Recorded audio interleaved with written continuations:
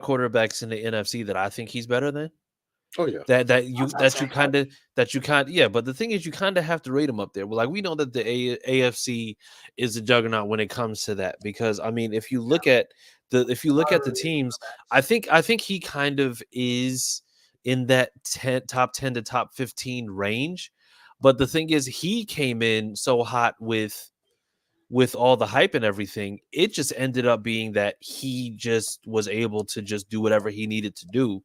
But I mean, if we're being honest now, I think there's a very, very realistic notion that you have to say that he hasn't lived up to the hype. But the thing is, Jacksonville can't afford to take a flyer on another quarterback. Like Trevor Lawrence is who they have now. And not only that, but the thing is, the pressure is really on for them to do something because if we're being honest, he's going to be the next big quarterback contract. Yeah. And the thing is, based on the quarterback contracts that we've seen thus far, he can be upward. He can be anywhere between possibly, let's just be honest, like 57 to 60 million. Yeah, he'll be the highest paid quarterback in this next like little draft class range. Yeah, they're gonna reset the market with him because, well, honestly, because they don't have a choice. Yeah. Well, and that's the reason why the fact that they haven't been as successful as they should have been previously, it makes it so that right now it's just like it's this whole everything that they've been doing right now has been, I'm going to say, a failure. We could talk about winning the division, but I mean, what good is that if you're literally not doing anything? Like that's why I hate, like, oh yeah, like everybody talks about winning the division, but nobody's went anywhere. Yeah. As a matter of fact, the most successful that the teams that don't that are in division, the most successful that they've been is when they haven't won division. Like you talk to the Titans talk about, or Titans fans talk about, oh yeah, well, we won division back to back. Fantastic. You dealt with two back-to-back first round loss, and let's just say first round because they lost in the wild card to Baltimore. Then you lose in divisional because you were number one in the AFC, and then you lose to the Bengals when you sacked Joe Burrow 9 times. Well, I only said that because we had this comment or had this debate over the past couple of days of how Jacksonville spends in free agency. So they spend a lot of money for agency, but not going anywhere as far as winning enough games. Like previous year, they won 10 games to win the division, 9 games. No, 9. It was 9 and 8. Yeah, and they needed Tennessee to choke to get there. This year they won 8-3 and they choked for Texans to get in there. So they spend all this money for agency, whether it be their own, whether it be outside guys, and they're not doing anything. I mean, I guess we're saying that Trevor Lawrence needs every receiver in the league just so he can have a season like he had at Clemson. CJ didn't have the guys he had at Ohio State. He still played well throughout the year. Trevor Lawrence just not that guy with having Ridley and having Kirk and having Zay Jones and having even the tight end Ingram. And he's still playing below his expectations. Even having a nice running back that he played with at Clemson. Yeah, I would agree with that. It's not like he does. I guess at the end of the day, right? And let's be honest, I'm tired of talking about Jacksonville. For what he was tutored to be, and even though he hasn't met those expectations, even with the talent that's been given to him, he's underperformed as a quarterback.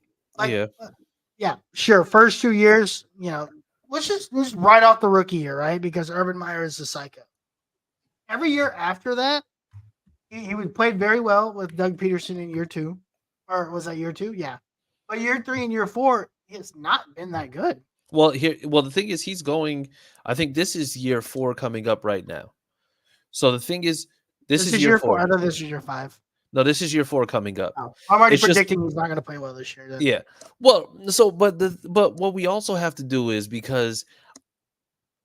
Can we just be honest? Like, yeah, the Urban Meyer year was just a completely chaotic year. But the thing is, Trevor Lawrence came in with all the backing to be able to just go ahead and potentially deliver. So the thing is, the fact that he just didn't play well, to me, it's just like, it just speaks to the fact that he wasn't as pro ready, or he wasn't as great as people were putting him out to be. That's why, to me, Trevor Lawrence is once again proof that we need to stop using that generational talent phrase because generational talent isn't something that we see. Now, people can be really great, people can be awesome, they can even be potentially elite at the college level. But the thing is, we need to stop with that because the thing is now, Caleb Williams, for as good as he is, we don't know how he's going to turn out. But the thing is, I can already tell that if the Bears are not successful, they're going to say that it was Eberflus's fault and that Caleb Williams should have been able to do more and this, that, and the other. So all these built-in excuses for these guys who are supposed to be generational talent means that that talent isn't as generational as you would want it to be put out there to be. Yeah, I would agree. So I would yeah, agree with that. but so then with that being said, so we have Josh saying it's what? Josh saying it's a dub. loss. Oh, is he said it's a dub? Okay, he said it's a dub. Austin, Yeah, it's a dub. yo, Harish said it's a loss. Yeah, it's a loss. Honestly, I'm gonna say loss. I'm gonna say it's a loss because you know what? I mean, global warming is only gonna make the bath salts in the air that much worse. Listen, So I've seen magic on sports courts, and Jacksonville is not one of those places where I've seen. Jacksonville best chance if they start with Mac Jones. All right, moving on. So we're going to so now week 6, we're at the home of meth flavored mayo. We're going to be in Tennessee. Okay.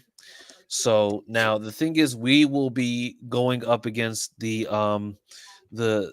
half a minute man, Will Levis and the Tennessee Titans. So this is going to be a new look Titans team. So now, how are we feeling, especially when it comes to this team? Because, like I said, we're going to be going against Bill Callahan's Tennessee Titans. So we're not going to be dealing with Vrabel. So this is going to potentially be a completely different looking team. And just to kind of get us started, how are we feeling about going up against Tennessee? Because last year, beat them both times, but the second one was in overtime. Of course, now, like I said, it's going to be AR in there. How are we feeling about this game? And I'll start with you, Austin. Yeah, so they obviously did get better. They added Calvin Ridley, who is good. They added Snead, who every Colts fan wanted. Yeah. But I just don't believe in Levis personally. I don't think they're going to be as good as Titans fans say they're going to be. And I think that we're going to win this game. Okay. All right. What about you, Harish? W W.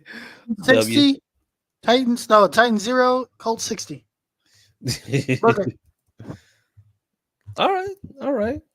Jonathan Taylor 4,228 yards and 5 touchdowns. We're just gonna run up and down the field. Okay. Listen, we have no Derek Henry to worry about anymore. You can focus all day on all their pass rushers because Tony Pollard can't run more than 3 yards at a time. Oh yeah, I'm definitely. Yeah, this is we're gonna blow them out. All right, Josh. What about you? Yeah, I'm with the other guys, man. A dub. I've been saying all offseason that not having Derrick Henry as a guy we got to focal point on every year because he would average about 4 yards to carry against us, and he always have 100 yards rushing against us. Besides the last game in Tennessee last year, having Spears and Tony Pollard is not a threat to us. Will not be a threat to us. They don't have Audrey anymore on the defensive side to get to the quarterback. I'm not saying Sweat is a bad, DT, but having Audrey was a pain for us because he always was. It was pretty much a game changer. They got Snead, they got Ridley, but all we can do is focus on the run. And I mean, I'm not saying Snead is bad, but we got other weapons as well. He can defend Michael Pittman, but we got Pierce, we got Downs, we got Mitchell, and we got our tight ends. So I like our chances in this. Like I said, they got a new scheme, new coaching. They still got to figure out what their identity is, and we already know our identity. So I got us winning that game. Okay. So, I mean, for me personally, it's definitely a win because, Yeah, I don't. So Derrick Henry was definitely the focal point. I do feel like they are going to be pushing for more of a pass happy offense. I know that we've heard that they made Will Levis watch tape on Peyton Manning and Matt Stafford. Um, and I mean, he released a tape of his own, but we're not going to talk about that because that was awful. Um, and I mean, if I'm being real, like I said, I think when we're talking about how these games are supposed to go, I don't think that this is going to be a game that's going to be a a crazy game, more or less. I think it's just tough to kind of call it because of the fact that it's a division game. But I mean, I think that this is potentially a Titans team where if they're doing good, I think we still split with them. If they're not all then what they should be, then I think it might end up just being a sweep again. But I mean, this is a win. This is absolutely a win. So moving on, week 7, we are going to be home versus Miami. And so I want to get started with Harish on this one because what are we thinking in regards to this Miami team? Miami's always so tough because they're so great offensively. Even with Tua's struggles, but defensively they're so bad. Yeah. And we're at home. Bradley Chubb, they got. I don't know who they've gotten to improve this roster defensively because it's kind of their weak point. Yeah. I just don't. Well, notable departures. They still have Jalen Ramsey, but they lost Christian Wilkins. He went to the Raiders. Oh, they did, didn't they? And so that was a good That's pretty portion big. of their pass rush, which is a huge, huge loss. So that was something that is, I'm gonna say, could potentially come back to bite him in the butt. I mean, you did add Odell, which I mean, I know that Odell isn't the one-handed catch in New York Odell, but the thing is, I still think that he's somebody who's short-handed, and I mean, at worst, he's going to be their slot receiver. Where Odell in the slot, it's. But again, their problem isn't offense. So I mean, I think Odell is cool, but adding Odell to me made 0 sense for me. Like, you didn't need Odell Beckham. Your offense was already very good. You lost a premier defensive tackle on a defense that's already not very good in a primary 3-4 scheme. They go and get Kamara, which is actually a really good pickup, like that the outside linebacker from Colorado State. I really liked him. I thought that was a great pickup. But I don't know if he's gonna. He's a developmental guy. He's not gonna be a guy that's gonna be coming in impactful immediately. I think they win this game. Like I just don't see a path defensively for Miami to get stopped. And I think it's gonna be another high scoring game. Because honestly, I'm not confident in our secondary to stop this offense yet. Right? Speaking today, I think that was a very high scoring, close one. Yeah. They'll win. Yeah, they'll win. Okay. What about you, Austin? So I do agree. Their defense isn't very good, but their offense is very good. I do think it's also going to be a high scoring game, but I do have us losing this one. Mainly because Jalen Wright is just great. Oh my God. Oh God. Why are you the way that you are? All right, Josh, what about you, man? Yeah, I don't think we have enough to stop this high-powered offense in Miami. They're just too good. I mean, adding Odell is not the wow, sexy free agent pick, but having Waddle and having Hill with him and having a nice running game and having a decent quarterback, I think it's too much. I don't think we can have a shootout in year 2 without quarterback having a shootout. We tried that with the Rams. We ended up losing because they had that nice receiver over there wearing number 17. I just think we're not ready for a shootout with any team right now. Okay. So I'm on the opposite side of this. And the only reason why is just because if you look at both sides of the ball when it comes to Miami is a very, very high-powered offense. But I think the one thing that we see when it came to Miami, the one thing that was tough for them and their weakness was if you can put pressure on Tua, that's going to cause a lot of issues. And I mean, outside of when they had the game, at the end of the game at the end of the year in the playoffs, that didn't necessarily, for me, move the goalposts more than for me to just be able to say, if you have a good enough pass rush and you have an offense that has the ability to score, then you can end up just putting him in a lot of bad spots. So Tua last year, it's just like it showed that when he gets rattled, he starts to get a little bit nervous. And like I said, with the way that this pass rush is, Grover wants to be more involved in the pass rush. So it's just like he's not just going to be a run stopper. And then on top of that, you have an O-line where if Teron Armstead isn't playing on that O-line, then that O-line is Swiss cheese. They lost a lot of guys this past offseason. So right now it's just like they're hoping on this offense just automatically just being able to fly all over the place rather than just being able to say, okay, well, you know what, this is what we need to do. And then us going against Miami's defense, the best person they have on their defense is Jalen Ramsey, and after that, nobody else. Xavier Howard is gone, so they're relying on a bunch of younger guys. Yeah, they got Bradley Chubb. I think Bradley Chubb's really good. And Phillips. You don't like Bradley Chubb? I like Chubb is serviceable. Phillips is actually pretty good. Yeah, and that's another reason why, because I mean this was a guy. It's just like its injury is another issue for him as also. Yeah, I mean this is something. Yeah, that's true. Because they start last year like 8-2 or something crazy like that. Oh no, they started off. Well, no, they were. I think they were undefeated for a time, and then I can't. That's what it was. I remember that 70 piece though. I remember that 70. Yeah, against the Broncos. That's why I'm worried. I'm like, yeah, they dropped 70. Yeah, but you also have to remember the Broncos. You're talking about the 70 piece versus the Broncos. The Broncos defense was trash, but they tried to blame it on Russell Wilson. That was only week 3. Russell Wilson was out there doing the best that he could do, and then Sean Payton was over there trying to blame him for it. No, Sean Payton, it's you. Drew Brees ain't there no more. Yeah. Like, they dropped 70 on the Broncos, but only put up 27 against the Titans in a loss. So they did, yeah. And that's after getting a pick 6 at the beginning of the game. Like, right. I don't know. But the thing is, like I said, Miami, I think they're a very, very fast paced, very high powered offense. But once again, it's just like it. I think the weakness of that offense is Tua. If you get to Tua, it's a wrap. So, I mean, for me, and like I said, if I'm looking at that defense, I trust our team against that defense like 10 times out of 10. Yeah. So, I mean, honestly, I can see this either being a win or I can see this potentially being a tie. Yeah.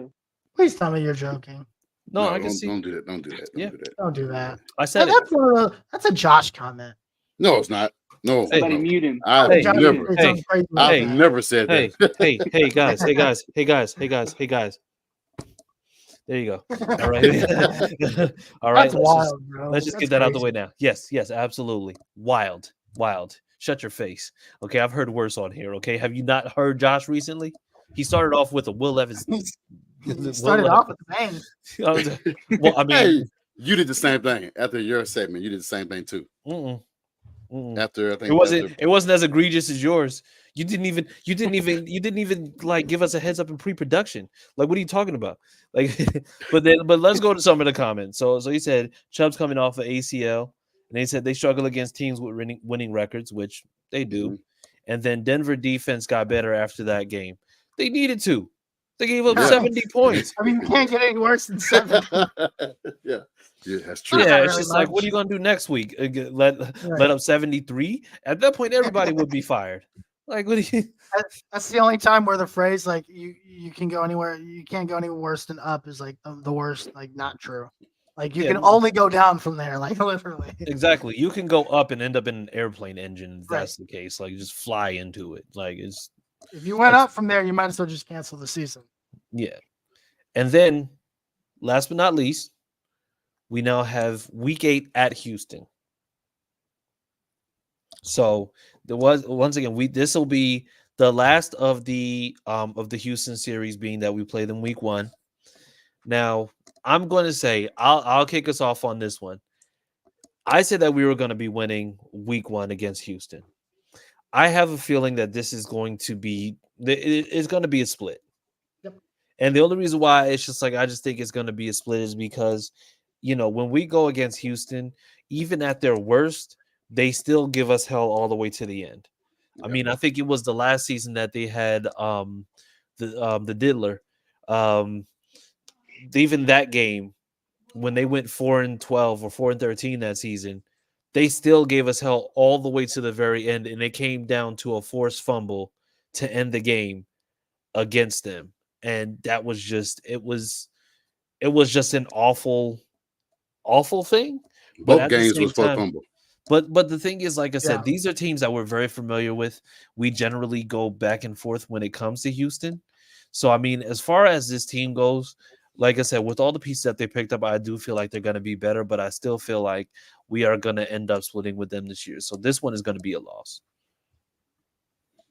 I do agree. Yes. Yeah, I mean, I had us losing week 1, but I agree that we are going to split, so this will be a win. Okay, I like it. So now, when it comes now, one thing that I do want to go ahead and just let it be known, I like what Houston's done in terms of their moves. I just don't know if the acquisition of everything that they got is going to be enough to, like, I'm gonna say, push them up like super super duper high. Like, I mean, they went 10-7 last year. I think this is a team that could potentially win 11, possibly 12 games. But I mean, throwing Stephon Diggs into the mix, where I think Stephon Diggs is still very much a number one. Yeah. I think it's kind of going to throw off chemistry because you have CJ Stroud, who was able to actually get the ball to Nico Collins and Tank Dell, who was actually able to just like really get like some true homegrown chemistry. And then you just throw somebody like Stephon Diggs in, where I don't think Stephon Diggs is a diva, but I do think that the personality does make it so that he does demand to get the ball. And so I think something like that could potentially throw off chemistry. But I mean, on the defensive side, they got Daniel Hunter, but once again, it's just like I don't know. I think they got better, but I just don't think that this makes them like a 15-2 team or something like that. I think they still have to put the product on the field and actually like prove that it's as good as advertised. Otherwise, it's just going to be a bunch of bought pieces. They added that linebacker from the Tennessee too, Shazier or whatever name is. Shakir, Yeah. whoever that played in he played in San Fran, so he's familiar with D'Amico Ryan. So, like I said, familiar faces. But either way, with that being said, we now have Josh has us at 4-4. Yep. Harish has us at 5-3. And despite Austin and I having differing opinions on things, we actually both have this team at 6-2 at the end of week 8. Jesus, y'all are some homers, man. Right. Listen, Harish. Shut your face, okay? Listen, Y'all are Right, lucky y'all have I all the said bad salts. You're taking them loss from anytime. Jacksonville. Maybe we do in that game. No, I had it as a loss. Okay, fair enough. Yeah, I had it as a loss. So okay, never mind. yeah, no, I have Jacksonville and Houston as losses. Okay. So yeah. So don't homer me. No, and not only that, but the thing is, I actually have reasons for the stuff that I'm picking. I did too. I never said you did it. Why are you jumping at me? Guilty conscience? Because Like, you said we all What are you trying to tell homers. Yeah, what are you You trying said to we're say? all on homers. So I was like, no, I didn't. No. I said I was the homer. I was the only one having us going 4-0 after week 4. I didn't call y'all homers. Y'all at least had us That was getting a wild. loss or two. That was definitely wild. 4-0 in the first 4 weeks was definitely wild. Listen here, damn it, okay? Listen, I don't have to justify shit to you. All right, I'm gonna be honest. We don't have to play Jacksonville week 1, so that already gives me hope. yeah. Okay, the That's only already thing a W in itself. exactly. The fact that we don't have to play Jacksonville week 1 increased our odds from 0 to like 66. So Pretty let's just be honest, okay? Fair enough. But yeah, so with that being said, we will actually be back next week talking about weeks 9 through 12. And so to make sure that we go ahead and get out of here, guys, tell the people they can find you, starting with you, Josh. You can find me on Twitter at whoisJoshsenior.